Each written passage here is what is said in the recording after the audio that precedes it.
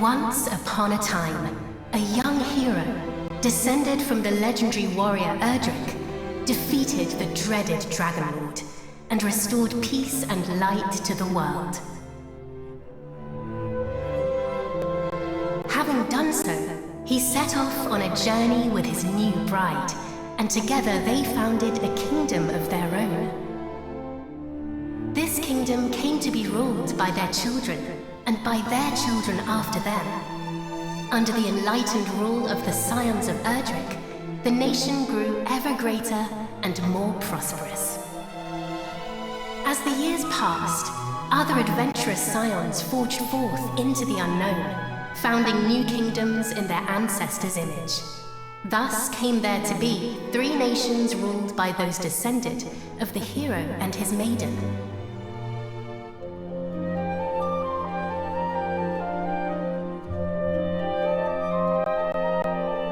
The first and oldest of the 3 was the kingdom of Midenhall, named after the castle built by the hero and his bride.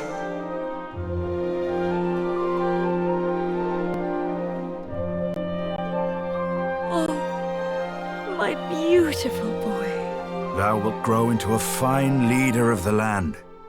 Of this I am certain.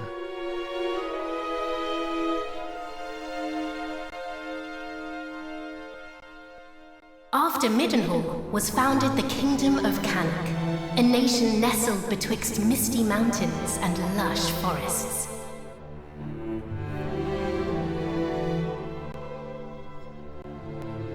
Look, husband, he possesseth thy steely gaze. A handsome devil, to be sure. Now, what name might befit one so dashing?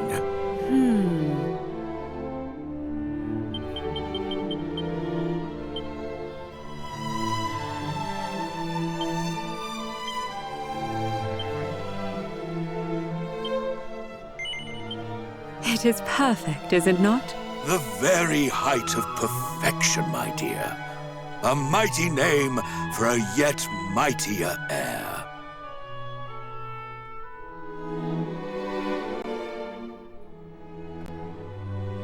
Lastly came the Kingdom of Moonbrook, founded by a spell-casting scion to whom weavers of magic flocked from the world over.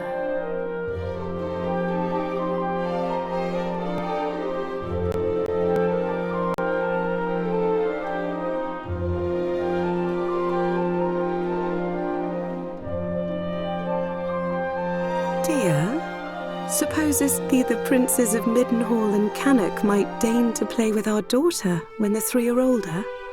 I doubt not but they shall forge a fellowship most firm, as I did with my cousins the kings. But first, she will need a name that befitteth her station.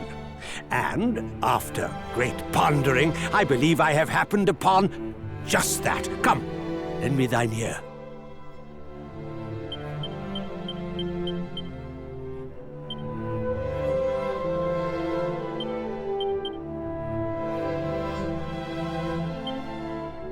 Yes, it is lovely.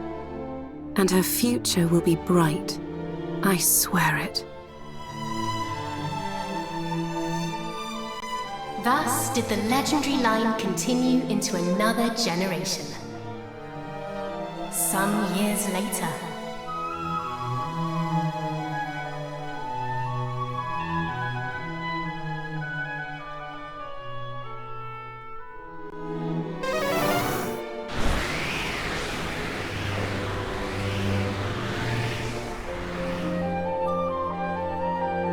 thou art grown most formidable. Thine ancestors' blood runneth strong in thy veins. Oh, please, Father. Thou knowest full well mine abilities pale in comparison to thine. Thou hast mastered all manner of spells, of which I as yet know naught. 'Tis true, I was once a caster of no little renown, though now... Father! Alas, some matters are beyond even the purview of magic. Come, Father. Let us repair to thy chamber.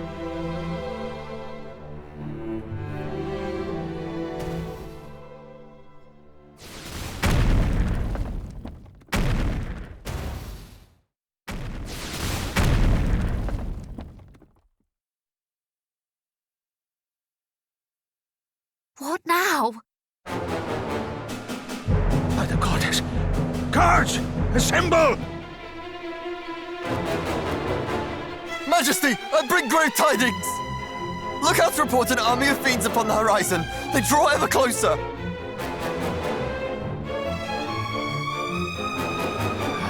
Curse thee, Hargon! Hargon?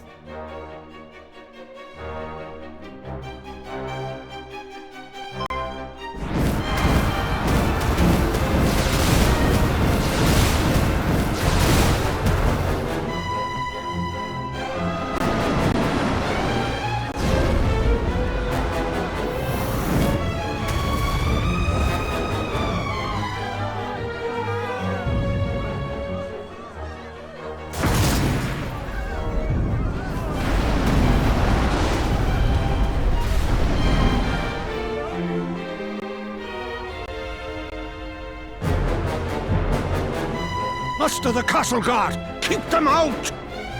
I too will make... Father! Sire! Care not for this old fool. Go to thy captain. Tell him... I fear it is too late! No! No! Begone, fiends!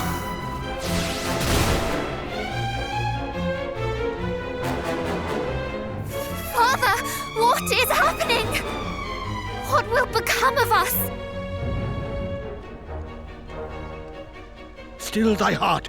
Thou shalt escape this place.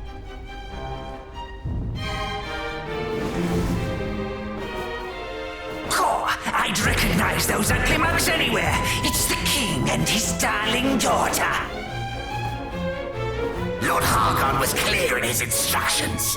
Let no one live. Just as I feared. But wherefore now? It mattereth not. Moonbrook will not fall today.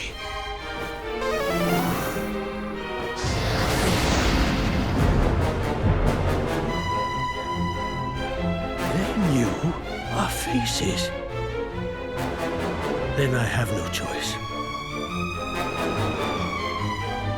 This way, my child. Father, please, I do not understand. Listen to me. Thou hast thy mother's beauty and her wisdom. Thou wert ever our pride and our joy. Since the day of thy birth, everything I have done for thee. I would trade 1,000 lives to live this one with thee anew. Thou speakest as if this is the last time we shall be together. I shall never leave thy side. Come.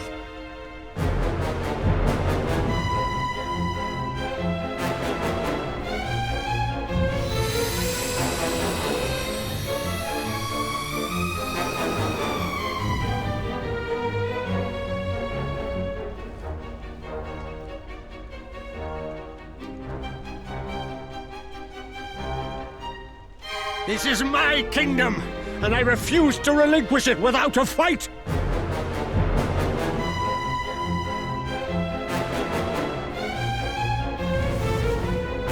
Squee! There he is! He may be old, but he knows a spell or two. Don't bite off more than you can chew. Wherefore do you tarry so? Do not tell me you have had a change of heart. Today, you battled the bloodline of Erdrick!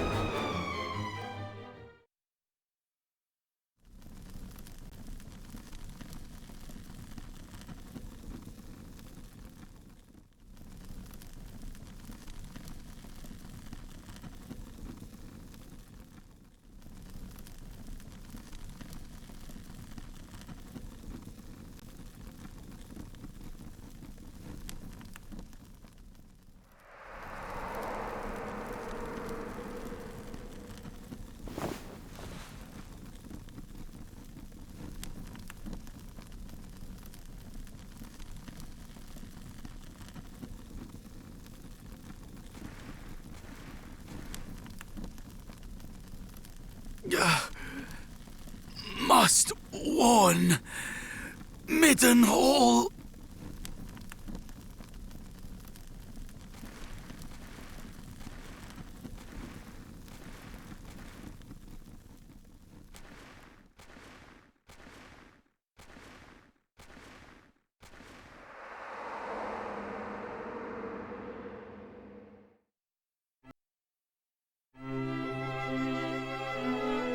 There thou art, beloved son. Though thou seemst mightily vexed, didst thou dream ill-omened dreams, perchance? Nay? Good. I would not have it be so, given the choice. But enough of such talk. Today is a day like any other, and thou must needs be about thy duties. Pray, go into the streets of the city and walk amongst thy people. Speak to them of their hopes and fears, that thou might one day rule wisely over them. And thence to the practice ground, that thy sword might one day suffice to protect them. For thou art mine heir, but thou art also heir to mighty Erdrick, hero of legend, and thus is thy duty twofold. Thou must needs be king and hero both. 'Tis no easy path, but I trust that thou wilt tread it well. Pray, stop by to see the item seller this day, Highness. Tidings oft travel fastest among those who cross the land in search of profit. There is much to be learned from such people, and thence to the captain of the guard, and learn that of the sword which he might see fit to teach thee.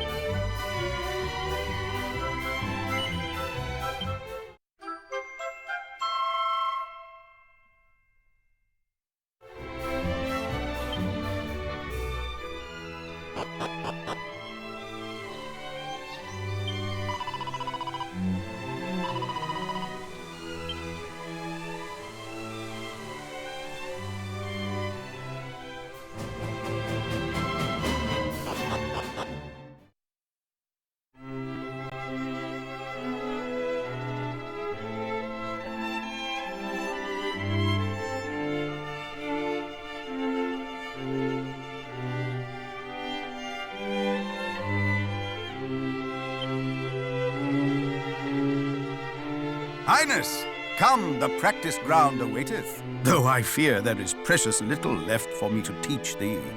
Despite thy youth, thy skill already approacheth mine own, nay, exceedeth it, perhaps. To have tutored such a prodigy in the arts maketh me right proud. But I am yet captain of the guard, and have pride of mine own to think of. I do not mean to yield to thee just yet, young prince.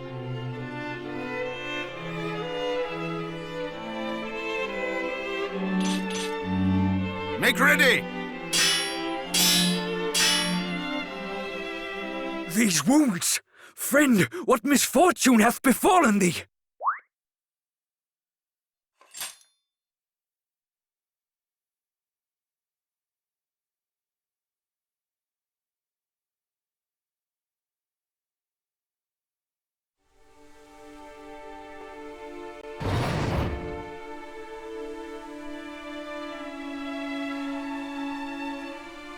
Brother!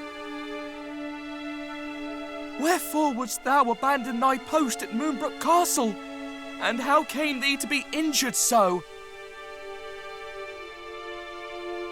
My wounds matter not. The king, I must speak with him. Please.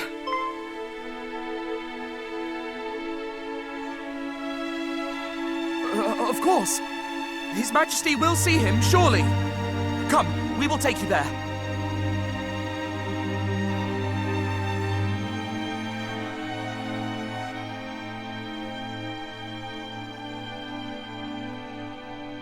What is the meaning of this?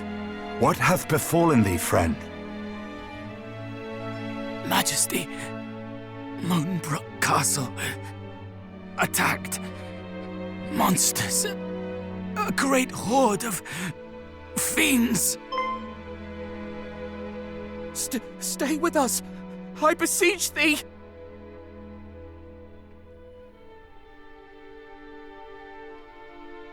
Fear not, brother. We shall meet again. No!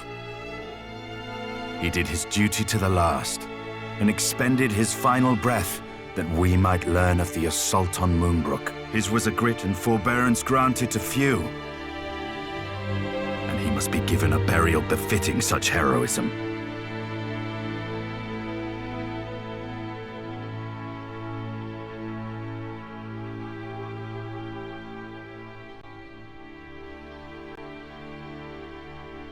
It seemeth ill deeds are afoot in the kingdom of Moonbrook, but we do not yet know the full truth. Pray, do not speak of this until such time as the facts of the matter have been ascertained, lest panic spread needlessly among the populace. Sire, in the meantime, make ready to defend the city.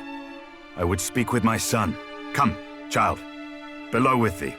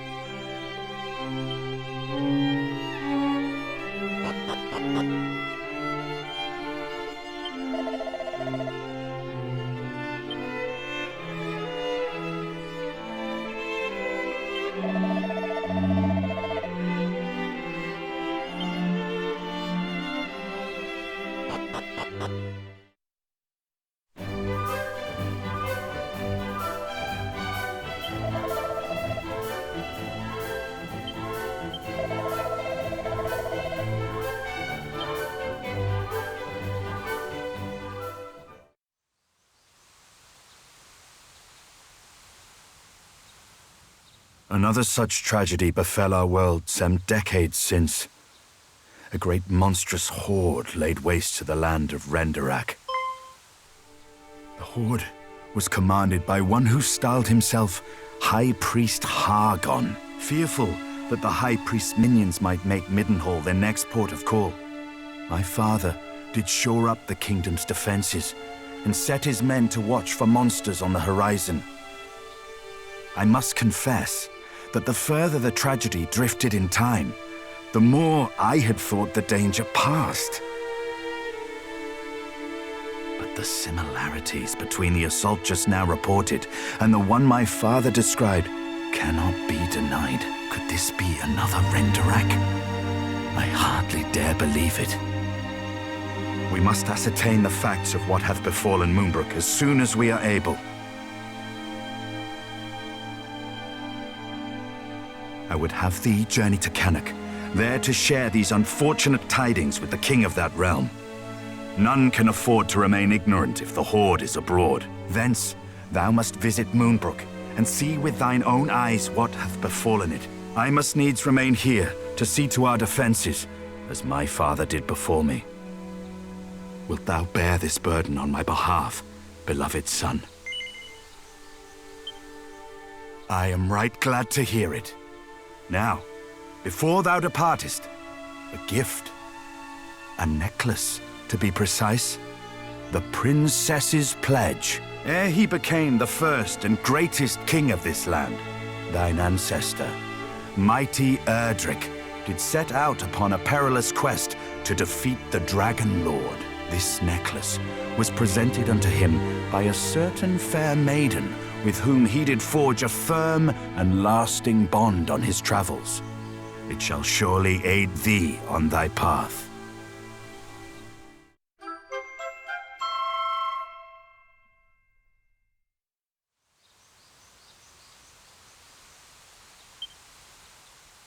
Now away with thee. Venture westward from our realm, and thou shalt reach the village of Leftwine soon enough. From there, cast thine eyes northward, and thou shalt espy the castle of Cannock. As thou well knowst, in Cannock and Moonbrook both are to be found others, through whose veins floweth the blood of the hero of legend. Take care, my child. I have faith that thou wilt see thy duty done.